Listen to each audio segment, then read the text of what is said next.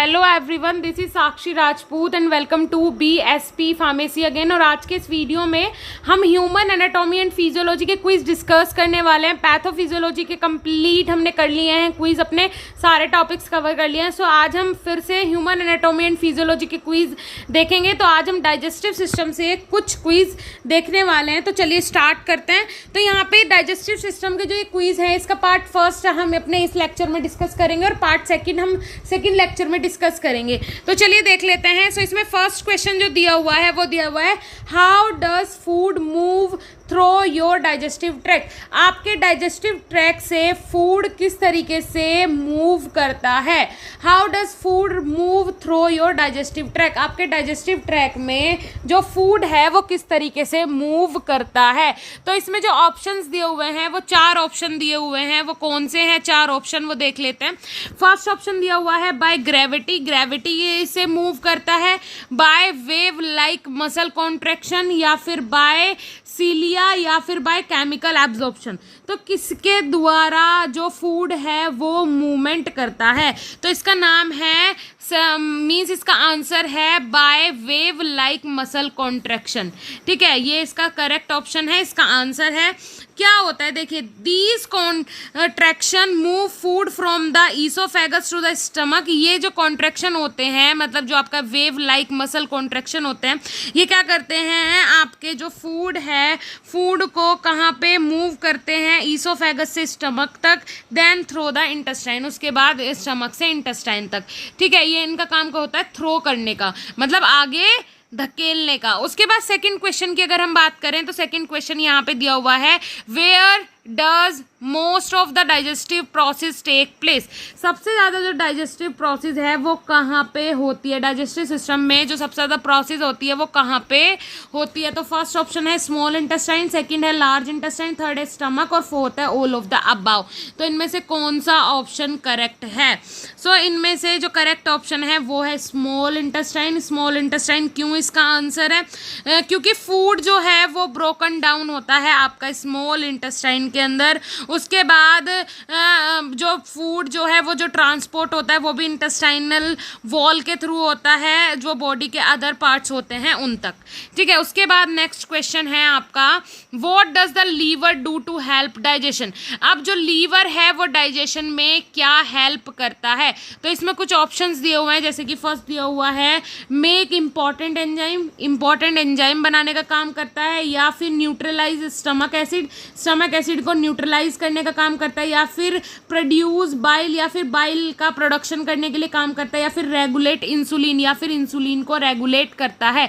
तो इनमें से कौन सा ऑप्शन करेक्ट है, मतलब जो लीवर है वो डाइजेशन में क्या हेल्प करता है। तो इसका जो करेक्ट ऑप्शन है वो है प्रोड्यूस बाइल। बाइल का प्रोडक्शन करता है लीवर, और लीवर मतलब जो बाइल है वो किस तरीके से यूजफुल है आपके डाइजेशन में। बाइल जो है ये एक ऐसा सब्सटेंस है जो कि फैट को क्या करता है, ब्रेक डाउन करता है, किसका, फैट का, इंटेस्टाइन में। ओके, तो और भी बहुत सारे काम होते हैं बाइल के। तो डाइजेशन में लीवर का यही काम होता है कि वो बाइल का प्रोडक्शन करता है। उसके बाद नेक्स्ट अगर हम बात करें, fourth question is which of these can harm the intestinal leaning. अब देखिए, इनमें से कौन सी वो ड्रग है जो कि आपके इंटेस्टाइनल लाइनिंग को इफेक्ट करती है, वो कौन सी ड्रग है। तो यहाँ पे देख लेते हैं, कुछ ऑप्शन दिए हुए हैं। फर्स्ट आपका एस्प्रिन, सेकंड आपका एंटीबायोटिक, थर्ड आपका कैफीन और फोर्थ आपका ए एंड बी। दोनों ऑप्शन क्या करेक्ट हैं इसके लिए। ऐसी कौन सी ड्रग है जो कि इंटेस्टाइनल लाइनिंग को क्या करती है, हार्म करती है। तो इसका जो करेक्ट आंसर है वो है डी, मतलब आपका ए एंड बी। एस्प्रिन भी करती है और एंटीबायोटिक्स भी करती है। ठीक है, जो आपके डाइजेशन लीनिंग है, इंटेस्टाइनल लीनिंग है, उन्हें हार्म करते हैं आपके दोनों ही प्रोडक्ट। ओके, तो जैसे कि क्या होता है, अगर आप अपने हेल्थ केयर प्रोवाइडर से बात करेंगे तो वो क्या आपको जैसे कि मेडिसिन्स वगैरह देते हैं, तो वो उसके साथ वो मेडिसिन भी देंगे जो कि आपके गैस्ट्रोइंटेस्टाइनल ट्रैक में प्रॉब्लम ना कोज होने दे, उसके इफेक्ट को रोक दे। ठीक है, उसके बाद नेक्स्ट अगर हम बात करें नेक्स्ट क्वेश्चन की, तो वो है which of these best maintain in intestinal health. अब देखिए, इनमें से कौन सा वो प्रोडक्ट है जो कि बेस्ट है क्या आपके इंटेस्टाइनल हेल्थ को मेंटेन रखने में। तो फर्स्ट है आपका स्टार्च, विटामिन, फाइबर या फिर फैट, इनमें से कौन सा बेस्ट है जो कि आपके इंटेस्टाइनल हेल्थ को परफेक्ट रख सके? तो इसका जो करेक्ट आंसर है वो है आपका फाइबर्स। फाइबर्स बहुत ज़्यादा इंपॉर्टेंट होते हैं आपके इंटेस्टाइनल हेल्थ के लिए। देखिए ये और ये जो डिपेंड करता है वो एज पे, पर्सन की एज क्या है, उसका जेंडर क्या है, उस पर भी डिपेंड करता है। उसके बाद नेक्स्ट क्वेश्चन की अगर हम बात करें तो 6th क्वेश्चन है which of these can cause heart burn? इनमें से कौन सी कंडीशन है जो कि हार्ट बर्न कॉज करती है? तो फर्स्ट ऑप्शन है बीइंग ओवरवेट, ओवरवेट के कारण हार्ट बर्न होता है, lying down soon after eating a large meal, या फिर जब आप बहुत ज़्यादा खाना खा लेते हैं और उसके बाद आराम कर लेते हैं, लेट जाते हैं, कुछ काम नहीं करते हैं, या फिर ईटिंग हाई फैट फूड, या फिर बहुत ज़्यादा हाई फैट फूड खाने से हार्ट बर्न होता है, या फिर ऑल ऑफ द अबाव। ये सारे ही ऑप्शन हार्ट बर्न के लिए करेक्ट है। तो इसका जो आंसर है वो है डी, मतलब अगर आपका ओवरवेट हो जाता है तो वो भी हार्ट बर्न कोज करेगा। अगर आप बहुत ज़्यादा खाना खाने के बाद लेट जाते हैं तो भी हार्ट बर्न की प्रॉब्लम हो सकती है, और अगर आप बहुत ज़्यादा फैट वाला फूड ले रहे हैं तो भी हार्ट बर्न की प्रॉब्लम हो सकती है। तो इसका करेक्ट ऑप्शन है ऑल ऑफ द अबाव। अब नेक्स्ट अगर हम बात करें नेक्स्ट क्वेश्चन की, 7th question which of these cause ulcers? इनमें से कौन सा पॉइंट है जो कि अल्सर कॉज करता है? तो फर्स्ट ऑप्शन है bacterial infection in the stomach, stomach के अंदर बैक्टीरियल इन्फेक्शन हो जाता है तो उससे अल्सर हो जाता है, या फिर aspirin and other anti inflammatory medicine, या फिर अगर आप कंटिन्यू एस्प्रीन या फिर एंटी इन्फ्लामेटरी मेडिसिन ले रहे हो उसके कारण हो जाता है, या फिर क्रोनिक स्ट्रेस, बहुत दिनों से बहुत समय से चलता आ रहा है कोई स्ट्रेस, उसके कारण आपको अल्सर हो सकता है, या फिर ए एंड बी दोनों ही ऑप्शन ये आपके करेक्ट हैं। तो इसका जो करेक्ट आंसर है वो है आपका डी, मतलब A and B are the correct option. अगर स्टमक में कोई भी बैक्टीरियल इन्फेक्शन हो जाता है, कोई भी फूड पॉइजनिंग वगैरह हो जाती है और वो लंबे समय के लिए चलती है तो उसके कारण भी अल्सर हो सकता है। अगर आप कंटिन्यू ले रहे हैं एस्प्रिन या फिर कोई भी एंटी इन्फ्लामेटरी ड्रग्स तो उनके कारण भी आपको अल्सर हो सकता है। उसके बाद नेक्स्ट क्वेश्चन की अगर हम बात करें, 8th question is food poisoning is caused by eating contaminated food, how can it be prevented?